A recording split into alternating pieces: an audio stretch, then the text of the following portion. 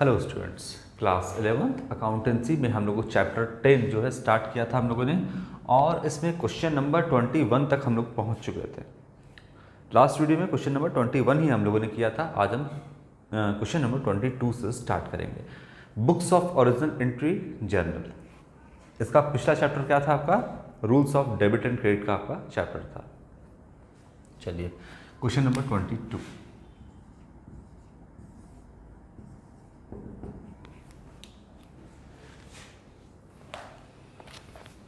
Cash withdraw by proprietor should be credited to cash drawn by proprietor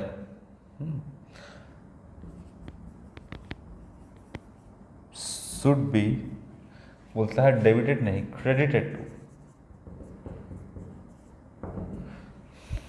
किसे credit करेंगे? A, drawings account को,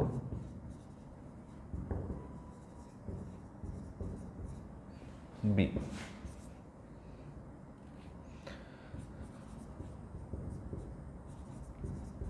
capital account, C, profit and loss account, है ना, और D,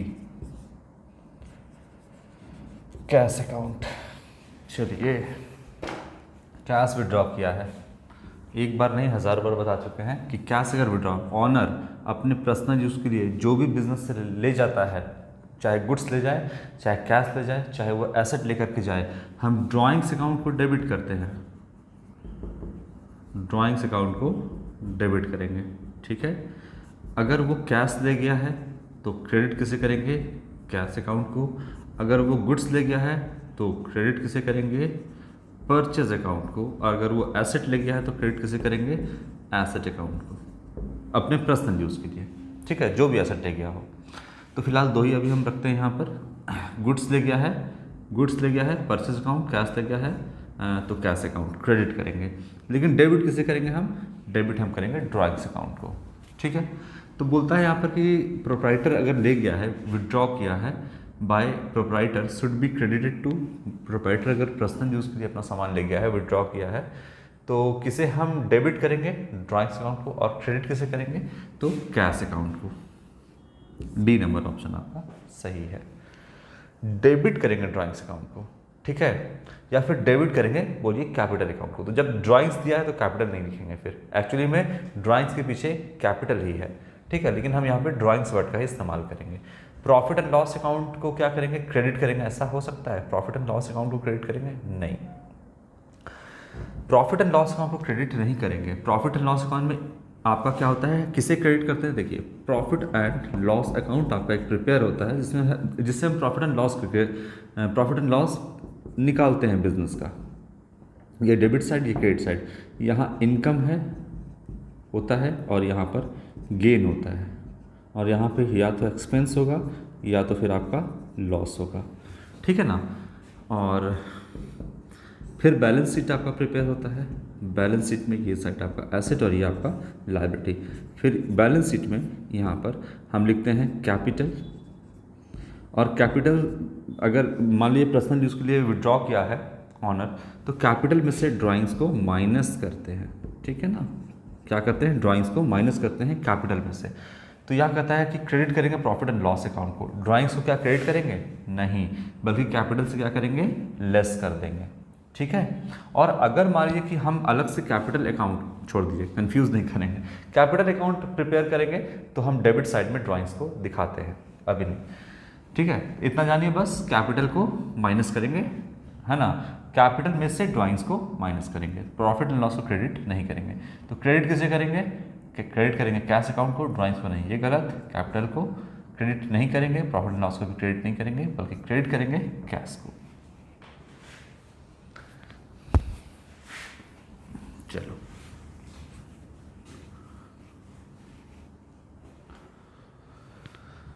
twenty two के बाद question number 23। Journal is a book of.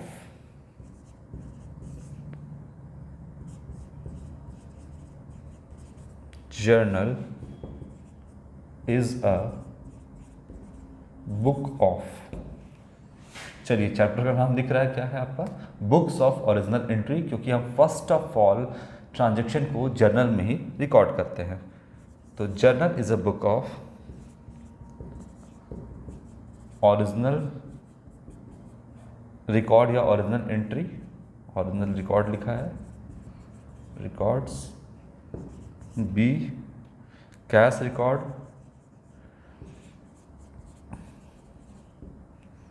C secondary record,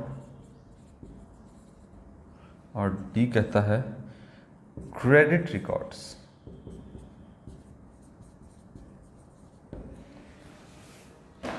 है ना, जर्नल ही का हम क्वेश्चन सॉल्व कर रहे हैं। तो देखिए बुक्स ऑफ ओरिजिनल एंट्री, यानी फर्स्ट ऑफ ऑल हम ट्रांजैक्शन को जर्नल में ही रिकॉर्ड करते हैं। अब जर्नल में कैसे रिकॉर्ड करते हैं, तो सबसे पहले आपका होता है, एक होता है आपका जब भी कोई ट्रांजैक्शन होता है तो उसका कोई ना कोई सोर्स डॉक्यूमेंट होता है, सोर्स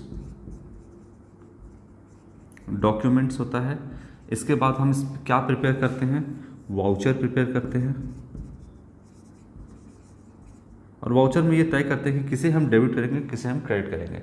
लेकिन फर्स्ट ऑफ ऑल आप ये तो आपका मालिक सोर्स डॉक्यूमेंट हो गया, सोर्स डॉक्यूमेंट होना ज़रूरी है किसी भी ट्रांजैक्शन का, नहीं तो अगर सबूत ही नहीं रहेगा तो फिर हम कोई ट्रांजैक्शन को करने का फ़ायदा क्या है ना। तो सबूत के लिए सोर्स डॉक्यूमेंट, सोर्स डॉक्यूमेंट से ट्रांजैक्शन को जर्नल में लिखा जाता है। उसमें जो बिज़नेस का अकाउंटेंट होता है वो वाउचर प्रिपेयर करता है और उसमें ये तय करता है कि किसे हम डेबिट करेंगे किसे हम क्रेडिट करेंगे। ये बात यहाँ पे वाउचर प्रिपेयर करता है, जिसमें अकाउंटेंट का साइन होता है और जो ऑथोराइज पर्सन है फर्म का उस पर इस वाउचर पर साइन होता है। इसके बाद वाउचर से हम क्या बनाते हैं, तो हम जर्नल प्रिपेयर करते हैं। यानी फर्स्ट ऑफ ऑल जो भी ट्रांजेक्शन हुआ है सोर्स डॉक्यूमेंट, अगर सोर्स डॉक्यूमेंट खो जाता है भुला जाता है तो उसकी जगह पे जो वाउचर है वही सोर्स डॉक्यूमेंट का काम करता है। लेकिन अब ट्रांजेक्शन को फर्स्ट ऑफ ऑल हम कहाँ रिकॉर्ड कर रहे हैं, तो रिकॉर्ड हम जर्नल में कर रहे हैं। कौन सा आइटम को डेबिट करना है कौन सा आइटम को क्रेडिट करना है ये साफ साफ यहाँ पर लिखते हैं।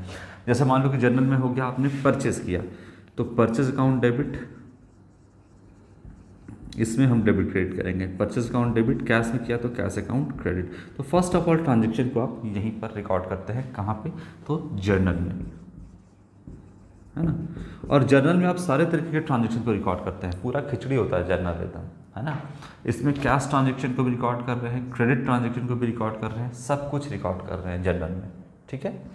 तो क्या है आपका जर्नल, जर्नल है आपका ओरिजिनल रिकॉर्ड, है ना, books of original entry. First of transaction को डेबिट क्रेडिट के फॉर्म में जर्नल में तरीके से हम उसमें रिकॉर्ड करते हैं, तो आपका ओरिजिनल रिकॉर्ड हो जाएगा journal. Journal is a book of original record या ओरिजिनल एंट्री। कैश रिकॉर्ड, क्या सिर्फ कैश को ही रिकॉर्ड करते हैं, नहीं, कैश क्रेडिट दोनों को रिकॉर्ड करते हैं इसमें। तो सिर्फ कैश रिकॉर्ड लिखा है, नहीं, सेकेंडरी रिकॉर्ड नहीं, क्रेडिट रिकॉर्ड नहीं, ओरिजिनल रिकॉर्ड, ठीक है। ये हो गया question number 23।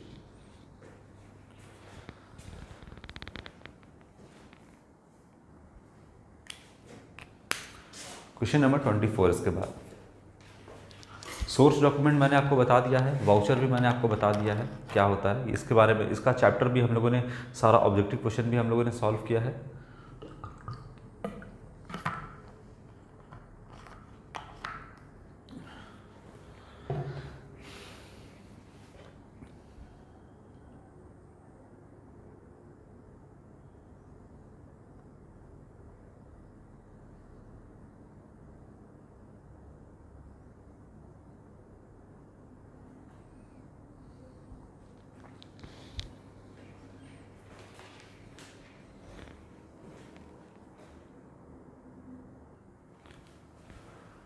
Question number 24,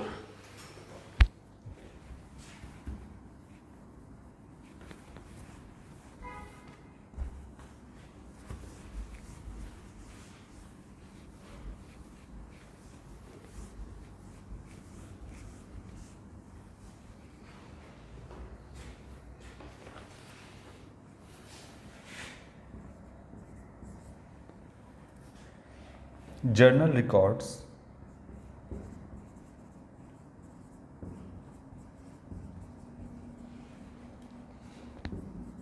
the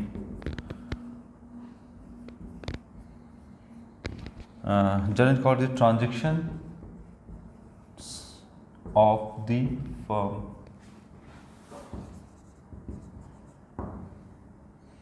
in a option A analytical order order नहीं मैनर लिखा है तो मैनर लिख देते हैं एनालिटिकल मैनर। बी है आपका क्रोनोलॉजिकल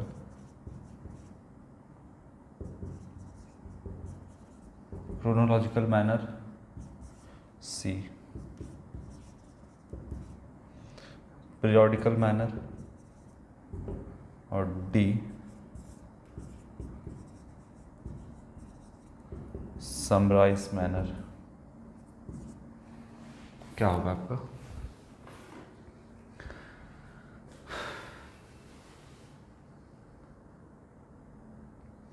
देखिए जर्नल में जो हम ट्रांजैक्शन को रिकॉर्ड करते हैं फर्म में, वो क्रोनोलॉजिकल ऑर्डर में करते हैं, यानी डेट वाइज करते हैं ट्रांजैक्शन को रिकॉर्ड।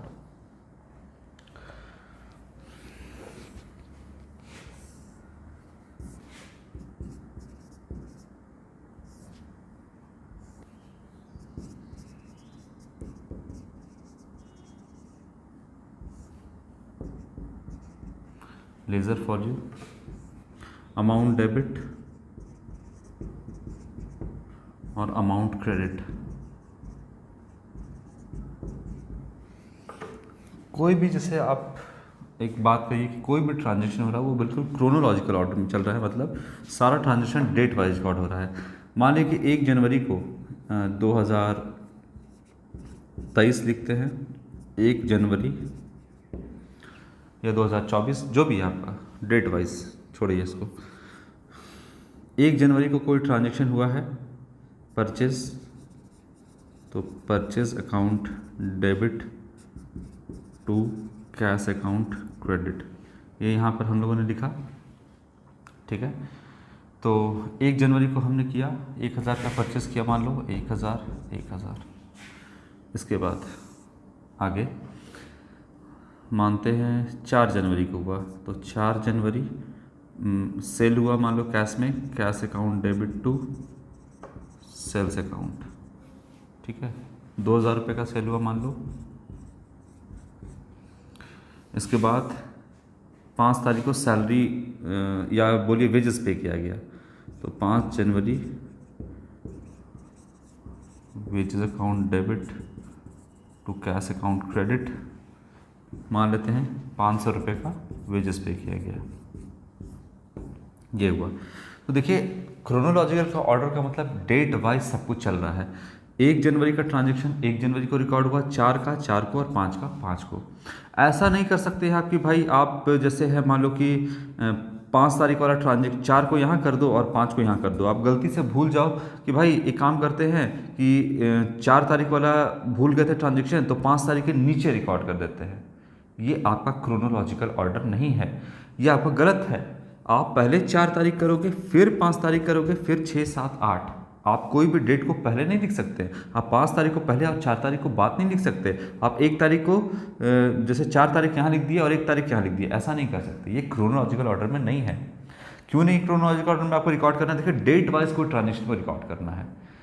जो अकाउंटिंग आप कर रहे हैं वो बिल्कुल रियलाइबल है, वो भरोसेमंद अकाउंटिंग होना चाहिए। अगर आप भरोसेमंद, लोगों का अकाउंटिंग पर भरोसा ही नहीं जगा पाओगे, जो यूज़र्स हैं अकाउंटिंग के, जो internal as well as external user हैं, अगर आप उनमें भरोसा नहीं जगा पाओगे, अगर आप उनको ये नहीं कहोगे कि जो हमने अकाउंटिंग कर रहे हैं वो बिल्कुल सही है, तो फिर लोगों का भरोसा नहीं होगा, तो लोग इन्वेस्ट करने को भी बिजनेस में तैयार नहीं होंगे। क्रेडिटर जो है वो बिजनेस को उधार भी देने से मना कर सकता है, तो बिजनेस का भारी नुकसान हो सकता है। लोगों का अकाउंटिंग पर भरोसा हो, अकाउंटिंग रियलाइबल होना चाहिए आपका। इसीलिए कोई भी ट्रांजैक्शन को आप ऊपर नीचे नहीं कर सकते, बिल्कुल वो क्रोनोलॉजिकल ऑर्डर मतलब डेट वाइज सारे ट्रांजैक्शन को आपको रिकॉर्ड करना है, ठीक है। तो ये हो गया आपका chronological order.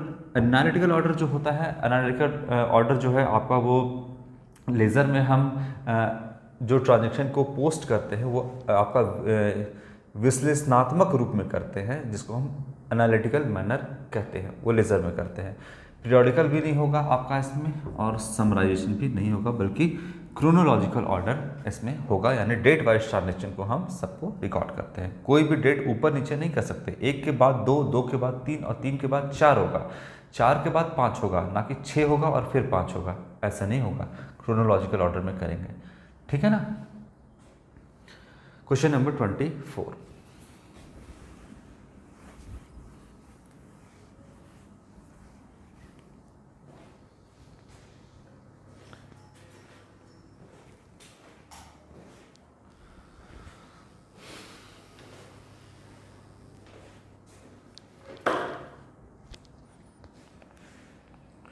Question number 25।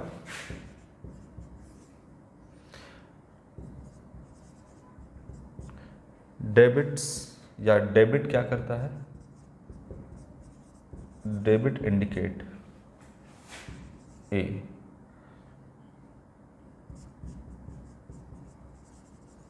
Increase in asset account, be decrease in liability account, C decrease in capital account, और D है all of these। अब देखिए आप डायरेक्टली इसको भी कर सकते हो कि क्या होना चाहिए।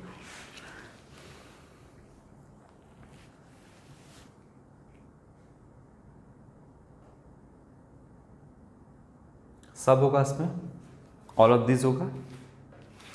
कैसे, थोड़ा आप सोचिए इस पर।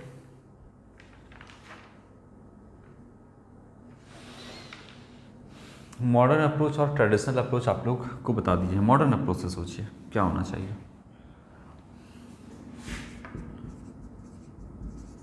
एसेट का हमेशा साइड होता है डेबिट, एसेट बढ़ता है तो डेबिट और घटता है तो क्रेडिट। लाइबिलिटी के साइड, लाइबिलिटी की बात करते हैं, इसका साइड हमेशा होता है क्रेडिट। लाइबिलिटी बढ़ता है तो क्रेडिट और घटता है तो डेबिट करते हैं। लाइबिलिटी के बाद इंटरनल लाइबिलिटी, ये तो एक्सटर्नल लाइबिलिटी हो गया। इंटरनल लाइबिलिटी की बात करें तो कैपिटल है, इसका भी साइड हमेशा क्या हुआ? क्रेडिट। ये भी लाइबिलिटी है तो बढ़ेगा तो क्रेडिट, घटेगा तो डेबिट।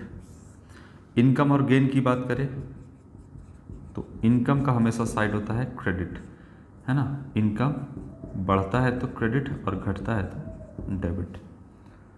ठीक है। या गेन की बात करें तो भी वही होगा आपका, बढ़ेगा तो क्रेडिट, घटेगा तो debit.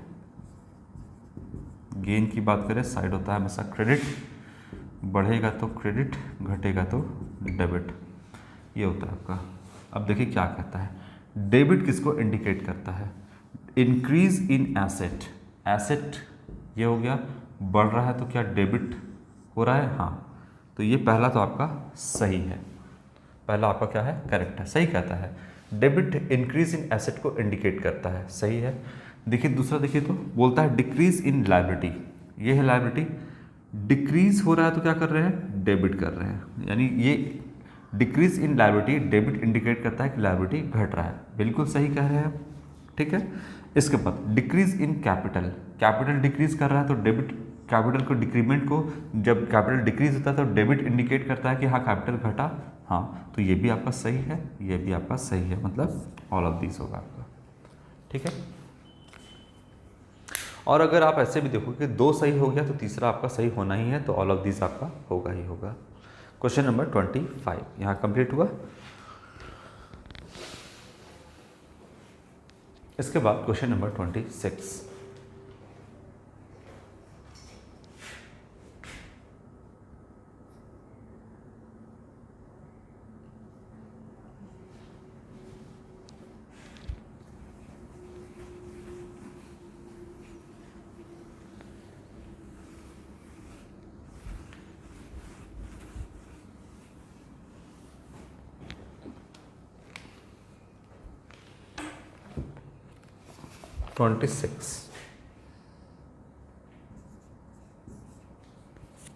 Goods taken by proprietor will be credited which account, एक ही सवाल बार बार पूछता है।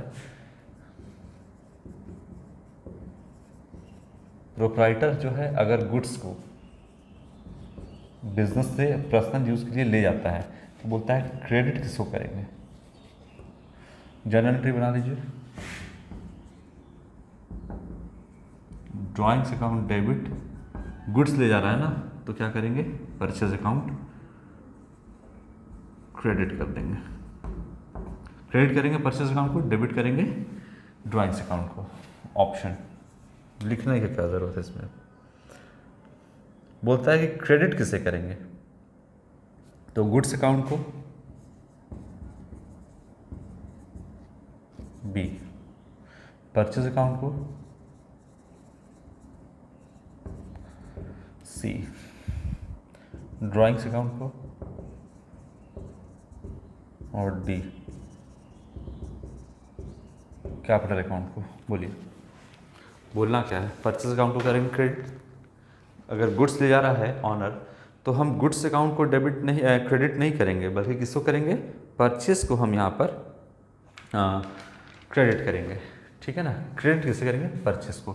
देखिए गुड्स ही ले जा रहा है लेकिन गुड्स जब हम डेबिट किसे किए थे, जब हम परचेज किए थे सामान तो हम गुड्स जब परचेज किए थे तो परचेज अकाउंट को डेबिट किए थे ना, डेबिट किसे किए थे, परचेज अकाउंट को। तो जब गुड्स जा रहा है तो क्रेडिट भी किसे करेंगे, हम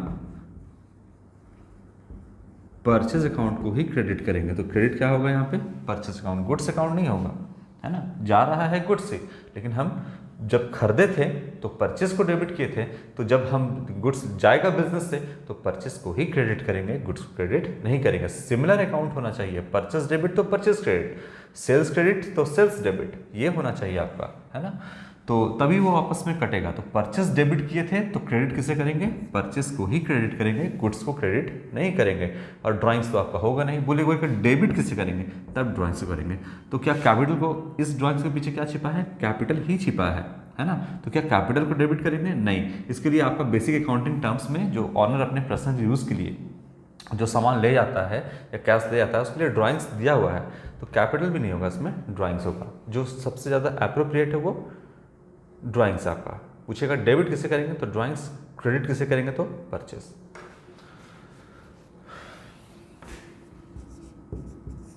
$27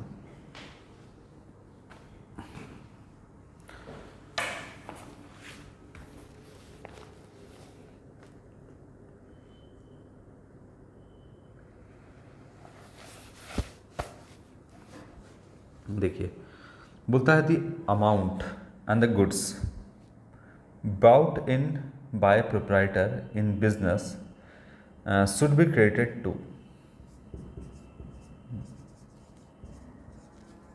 the amount and goods। क्या ला रहा है proprietor, amount and goods. brought in by the owner यानी proprietor in the business should be credited to a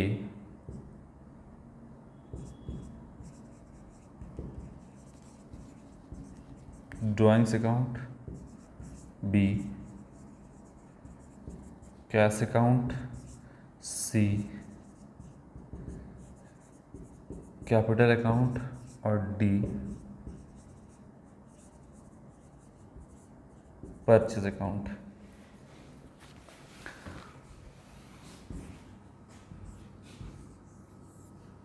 ये है आपका बिजनेस। और सेपरेट एंटिटी कंसेप्ट या बिजनेस एंटिटी कंसेप्ट ये क्या कहता है कि जो ऑनर है बिजनेस का वो बिजनेस से अलग होता है, एक नहीं होता है। ऑनर कोई भी चीज़ बिजनेस में लेकर के आएगा तो वो उसके कैपिटल का हिस्सा होता है, उसके कैपिटल में ऐड होता है ना। कैपिटल मतलब ऑनर ने जो बिजनेस में इन्वेस्ट किया है। अब क्या लेके आ रहा है ऑनर? अमाउंट, यानी कैश लेके आ रहा है और एक गुड्स लेके आ रहा है। तो मान लो कि अमाउंट ला रहा है 10,000 का और गुड्स भी ला रहा है 10,000 का, या मान लो 20,000 का, ठीक है। तो कैपिटल क्या होगा? हम यहाँ आपसे पूछते हैं कि अमाउंट ला रहा है 10,000 रुपये का ऑनर, ठीक है, और गुड्स ला रहा है 10,000 का, तो कैपिटल क्या होगा? 30,000 का होगा। देखिए एंट्री बनाइए, cash account debit, stock account debit, और टू ऑनर लाया तो कैपिटल, इंटरनल लायबिलिटी बढ़ा, खैर जनरल एंट्री की बात है।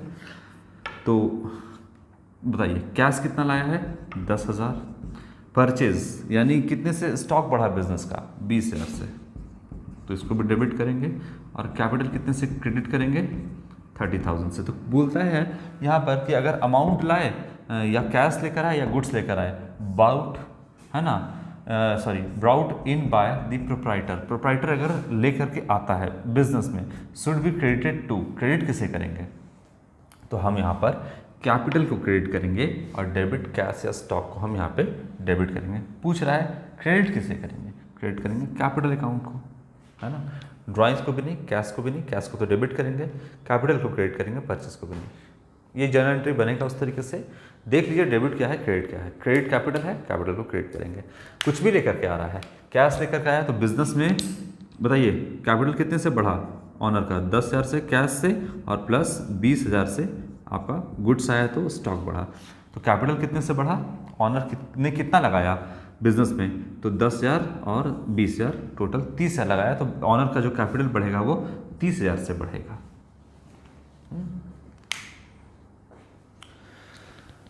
क्वेश्चन नंबर 27 यहाँ कंप्लीट हुआ। 28 नंबर क्वेश्चन इसके बाद।